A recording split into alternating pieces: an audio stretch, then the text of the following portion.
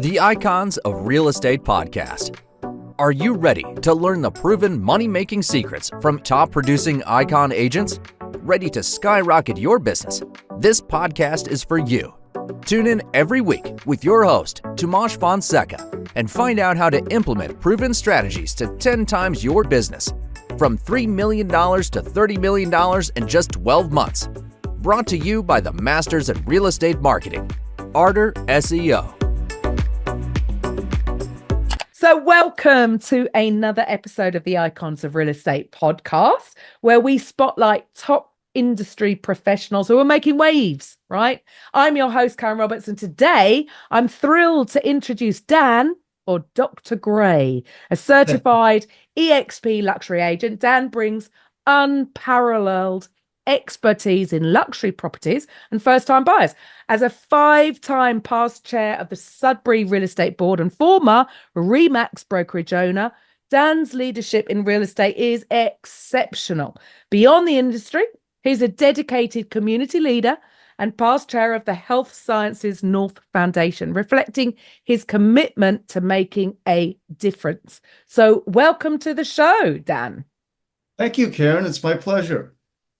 So we always start the same, let the listeners know a little bit about what initially inspired you to pursue a career in real estate and how did that shape the professional that you are today? Well, thank you. Well, I'm second generation. My father is actually still in real estate, except he spends his winters in Florida, not here where it's minus 26. But I would spend every summer at my grandparents' farm in Quebec. And, by the time I was like 15, 16, I realized I didn't know what I was going to do for a living. I just knew it wasn't going to be manual labor because there's nothing harder than working on a farm, even on Sundays with my grandmother in the 1 mile garden. So I just knew I definitely wasn't doing the manual labor way of life. Wow. I get that. So your experience, you're a 5-time past chair of the Sudbury Real Estate Board. How has that leadership role influenced your approach to serving clients? Good question. It was great to be involved on my board level because all the changes going on in the industry. And I always tell the new agents, after you get in the business for a couple of years, get onto your real estate board and start going on committees because you really get to see, all the changes. And in our industry, like every industry, you're having changes happening daily. And when you get involved, you're also working with your fellow agents and you're not competitors. So I've met a lot of friends over the years, working on the real estate board together. But it kept me up on all the changes. And then, on the provincial level and the federal level, I was involved, obviously being, past chair of the board 5 times. So over, a couple of decades, I was involved, at the board level, which was, definitely helped me, get to know the market and all the changes happening. And then I became a co-owner in my office for 15 years. And, I love that. And I was trying to buy out my partner. And then I got bought out. And it was the most devastating business thing that ever happened to me because I love mentoring. I love working with the agents. I just love being a mentor. And I got bought out and I was there for free. I didn't have to pay any desk fees, no fees. And I kept getting asked from different brokerages, locally in my office and other ones, whether to become partners or buy them out. And I kept feeling like I was going down the ladder from my previous office because it was, the number one office company for 40 years. And then all of a sudden, I seen this thing on social media with this company that I never heard of before. And all of a sudden I started inquiring with this gentleman, Phil Hand in BC, which ironically, that's provinces away. He's within 2 hours from my city is where he grew up in the same province. So I started talking to him and I was like, well, I wanted to become an owner. I didn't want to, and the new offices, the virtual offices like EXP, it's agent owned. Oh, and so I was, what do I want to do? Like I wanted to stay an owner and then all of a sudden I'm not paying fees at my previous office because they didn't want me to leave. And it's now I'm going to start paying fees. But the one thing with EXP is they're, with the high agents, the icon agents is what they call it. If you become an icon agent, you get your fees back in stocks. So Mm, I'm an icon agent because I do produce. And so what's the difference? It still took me 8 months because I just, had a hard time not going to a brick and mortar, not because staying an owner of a company. And then the gentleman, Phil, that I was, discussing with, he said to me, he says, Dan, is it your ego that you have to be an owner? And I was like, mm, yeah. So I thought about it over the weekend and I called him back and I said, yeah, it was. Now I'm ready to make the move. And what's great is, I bring in agents, like now there's 40 of us in Sudbury just in a couple of years. And wow. we're only a population of 165,000. Wow. And, I get to be that mentor again, Ah, because we're all owners, but I get to do the stuff that I love. I love selling, but I love working, especially with the new agents, because they're like babies, they're sponges. They pick up everything and their energy level. I've been doing this mm, for 3 decades, right out of high school. And, to be able to have that energy, with the new agents, it brings that to me and it gets me, brilliant. excited and energetic and, keeps that passion for me going too. So, I really enjoy that end. And of course, you look at the brick and mortar compared to the new offices coming in, the virtual, and it's like comparing Netflix with Blockbuster. Yeah, totally. You Mm, know, it's the times, right? yeah, You've got to go forward, and again, that's why I like being involved in my board, and then also, it's good to volunteer. I was, chair of the hospital foundation here in Sudbury also, because you also want to give back to your community too. You know, beautiful. and then it's that balancing of the pie, your health, your family, your work. It's just constantly working on that balance because you don't want to go too much to work, you don't want to go too much to family. And being second generation, my father always said, he didn't do the balancing. It was all, Ah, and so that's why, I always work, and same with the agents coming on. Pick your personal time and say it's appointments, because you've got to have that balance of life.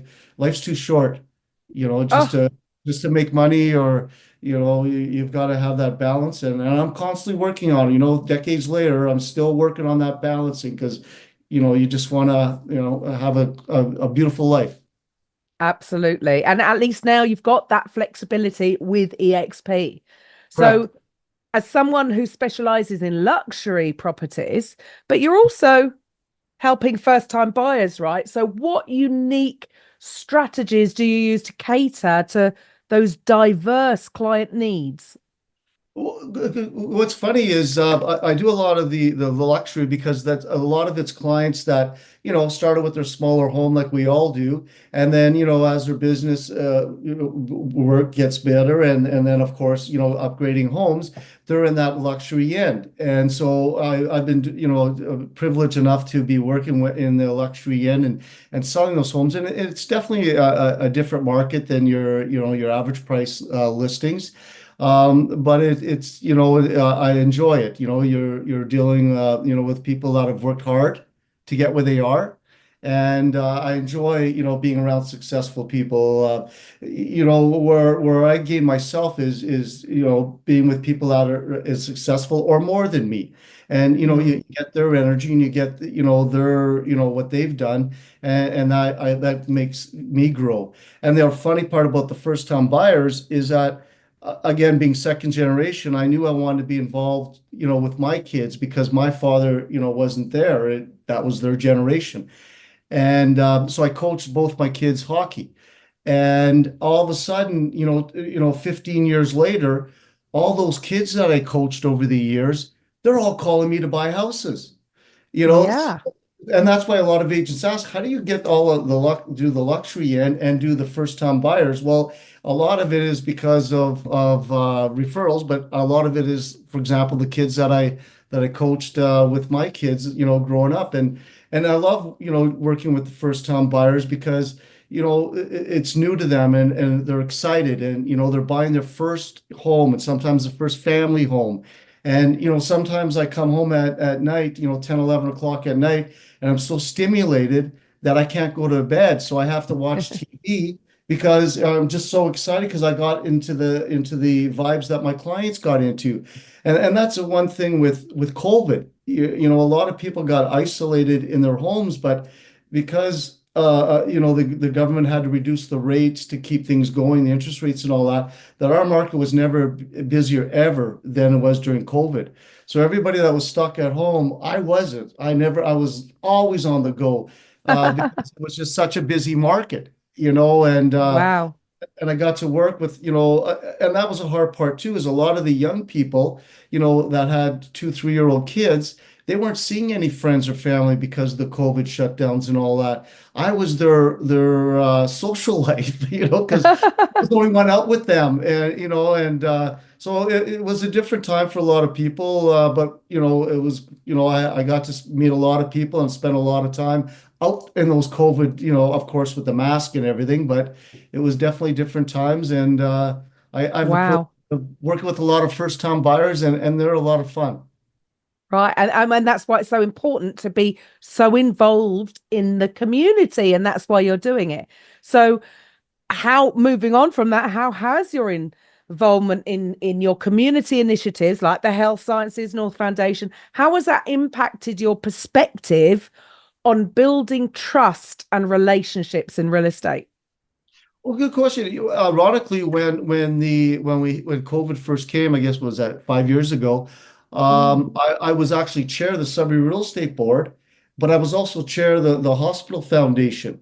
And then what was happening is on the board level, I was getting, people calling me, agents saying, Dan, you can't shut down the board, even though I had no say of it. That was our provincial Mm. government that decides that. But, they're worried about, shutting down the real estate industry because we all didn't know what was going to happen at the beginning. And then others were saying, we got to shut it down, but then you go to the hospital end and, we're doing fundraising to raise money for, the hospital equipment and all that because you don't get the money from the governments. And, all of a sudden now everything's shut down and, we're trying to figure out how we're going to keep going and, getting these new equipment and that for the hospitals, for people's health. So, I got to see it from the health point of view and then also from the business point of view. So again, I was quite busy during COVID because of being chair of both of them at the same time. But there were two different things. One was health and family, and the other was business and family, but just two different aspects. Right. And so obviously the time during those, I don't even like to say the word, those terrible times 5 years ago, the business of real estate has really fluctuated, right? Last year, everybody has said it was a weird year, right? Yeah. But what about for you? How have your transactions been, say well, we're in 2025 now, right? So from 2023 compared to 2024. Every year my sales go up. I mean, you know what? If you do the right thing for your clients and you put your clients before your commission, people are going to feel that and they're going to know you're there for them. And that's what you're supposed to be there for, not the commission. You go there for the clients, the money's going to come. And as you do that service for your clients, they're going to refer you. So every year, throughout my whole career, my sales have increased every year, and that's basically, on past clients and referrals. Mm, It is if you do the right thing and it'll come back at tenfold. absolutely. And that's why it is that your business is built on relationships, right? So, Correct. well, what's next for Dan or Dr. Gray, should I say? What are your goals for 2025? Same thing I do every year is I sit down and I figure out, what I want to do in the industry as my goals, as production, what I want to do on the personal end, and what can I do for my community. So it's just to figure out, what I can do. The one thing, with our business, it's definitely changed. Before COVID, we would always present our offers, in person, and then we couldn't do that for quite a few years. So now you're not presenting it in your offers in person. So you've got to change. Like now I get my buyers to write a letter talking about them and why they love the house and everything, because you're trying to make it more personal. And that's what this whole business is about, especially on the residential end, is the personal. It's the family and why you're buying the home. And so it's try to work on that avenue, but definitely having your goals too. Awesome. So our last question, because it's always the same, because here at Icons, we're not just a podcast. We are the #1 real estate podcast network globally, and we are passionate about making podcasting accessible to anybody involved in the business of real estate. So for you, Dan, if you had your own podcast, what would you call it? Well, that's the funny part is 20 years ago, I wanted to get a license plate for my car, and I wanted D Great. And somebody already had it in my province of Ontario, Canada. So they said, "What's your initials?" And I said, "DR Great." And all of a sudden, 8 weeks later, I got my license plate and it says DR Great, Dr. Great. So that's what I go with. Everybody's got to have their own little knack of where they stand out from the other agents, not just in your production, but who you are, as a person. And so I go with the Dr. Great. And Fantastic. Perfect. So for the listeners, if they want to reach out to you, are you looking to recruit? Are you looking to coach more agents? How would people reach out to you? Where would they find you? Well, they can definitely reach me, through my email, which is dan@dangray.ca, or my cell phone, 705-698-7330. And of course, you can hit me on LinkedIn, Facebook. I'm everywhere that you need to, because social media since COVID has really been the place to be. And just like you guys with the podcast, that's why you're so successful. Absolutely. And Dan's, or should I say Dr. Gray's details will be in the show notes. So please reach out to him from there. So Dan, thank you so much for your time today. It's been a pleasure speaking to you. And to the listeners, I'll be back next time with the Icons of Real Estate. Bye for now.